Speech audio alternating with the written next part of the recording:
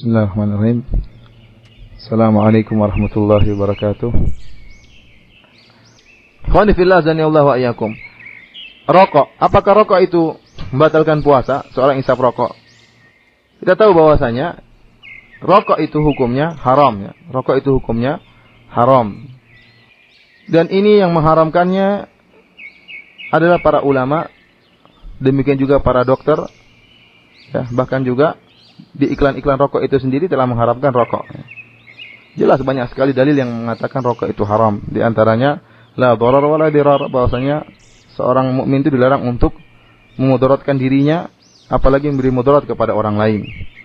Dia tidak boleh merusak dirinya dan tidak boleh juga merusak orang lain. Dirinya itu memang milik dia, tapi pada hakikatnya jasad dia adalah milik Allah Subhanahu wa taala. Oleh karena itu seorang tidak boleh memotong tangannya sendiri. Seorang tidak boleh membunuh diri. Jangan dia katakan jiwa saya adalah milik saya, boleh bagi saya untuk bunuh diri. Tidak, dia akan diazab oleh Allah Subhanahu wa taala. Jangan dia katakan yang merokokkan saya, yang sakitkan saya. Tidak. Allah melarang hal itu. Jasadmu itu akan diminta pertanggungjawaban oleh Allah Subhanahu wa taala. Demikian juga orang sepakat bahwasanya orang yang membakar uang itu hukumnya haram, dan rokok itu ibarat seperti membakar uang. Dan terlalu banyak dalil yang menjelaskan akan keharamannya rokok. Dan ini juga disepakati oleh para dokter. Semua dokter di dunia ini, baik muslim maupun kafir, tahu bahwasanya rokok itu berbahaya, bisa menimbulkan kanker, bisa menimbulkan ini. Bahkan di gambar rokok itu terdapat bermacam-macam racun. Meskipun sebagian dokter juga merokok. Namun subhanallah mereka semua tahu bahwasanya rokok itu hukumnya haram, memberi mudarat. Bahkan iklan-iklan rokok kita dapat di jalan-jalan, ya. Iklan rokok, di bawahnya ada tulisan peringatan bahwasanya rokok ini berbahaya. Meskipun tulisannya kecil ya. Rokok itu berbahaya. Meskipun iklannya gede, rokoknya dibuat tulisannya kecil, rokok itu berbahaya. Ini semua menunjukkan bahwasanya rokok itu hukumnya haram. Oleh karena itu tidak ada seorang pun, seorang muslim pun yang fitrahnya masih lurus, fitrahnya masih bagus, tidak sesat fitrahnya. Tidak ada seorang pun yang tatkala merokok kemudian mengucapkan bismillah. Tidak ada. Semua orang yang merokok tidak ada yang mengucapkan bismillah. Karena enggak enak dia masa merokok bilang bismillah. Dia tahu dalam nuraninya mengingkari hal itu. Demikian juga tidak ada seorang pun yang merokok setelah merokok kemudian mengatakan alhamdulillah. Tidak ada seorang pun yang setelah merokok kemudian mengatakan alhamdulillah. Nuraninya menolak akan hal itu. Yang ada orang kalau merokok sering dengan tangan kiri, kemudian setelah merokok rokoknya pun diinjak-injak.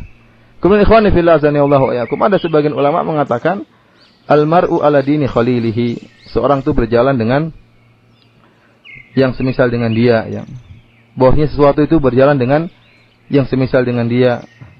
At-tuyur ala amsaliha taqa, bahwasanya burung-burung itu berteman dengan burung-burung yang semisalnya. Oleh karena itu kita dapati tidak seorang pun masuk dalam WC kemudian makan makanan yang halal. Tidak ada. Semua orang akan nggak enak, jijik.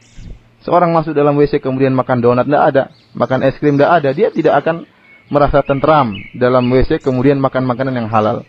Akan tetapi kalau seorang masuk WC kemudian merokok, subhanallah, meskipun 2 jam mungkin dia kuat. Karena begitulah cocok dengan temannya, ya, yaitu teman yang ada di WC. Ini menunjukkan bahwasanya rokok itu hukumnya haram. Kemudian pertanyaan, apakah rokok itu membatalkan puasa? Setelah kita jelas bagi kita bahwasanya rokok itu haram, apakah rokok itu membatalkan puasa? Syekh Utsaimin rahimahullah menjelaskan bahwasanya rokok itu ada zat. Jadi rokok itu bukan sekedar udara, tapi dia mengandung juga zat meskipun tidak begitu nampak, ya. Dalam asap tersebut mengandung zat-zat yang jika masuk dalam tubuh manusia, sama seperti orang yang minum, sama seperti orang yang makan, ya.